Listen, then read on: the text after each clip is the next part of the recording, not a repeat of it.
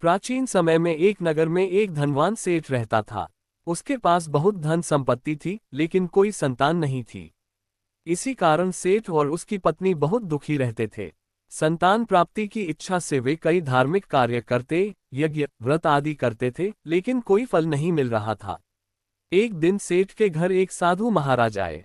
सेठ ने साधु महाराज की खूब सेवा की और अपनी समस्या बताई।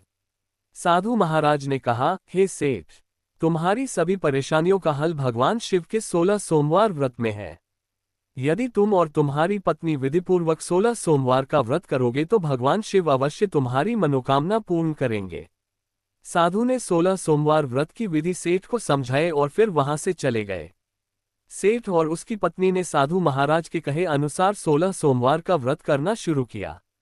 वे नियमित रूप से भगवान शिव की पूजा अर्चना करते, उपवास रखते और शिवलिंग पर जल, बिल्वपत्र और दूध अर्पित करते। दोनों ने पूरे नियम से व्रत किया और 16 सोमवार तक श्रद्धा से पूजा की। 16वें सोमवार की रात्रि को भगवान शिव ने प्रसन्न होकर स्वप्न में सेठ से कहा, हे सेठ, मैं तुम्हारी भक्ति और श्रद्धा से प्रसन्न हूँ। तुम्हें शीघ्र ही पुत्र रत्न की प्राप्ति होगी। कुछ समय बाद सेठ के घर एक सुंदर पुत्र का जन्म हुआ।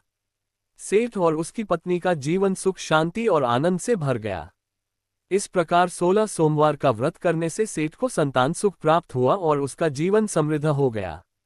तभी से यह विश्वास प्रबल हुआ कि जो भी श्रद्धा और भक्ति से 16 सोमवार का व्रत करता है, भगवान शिव उसकी सभी मनोकामनाएं पूर्ण करते हैं।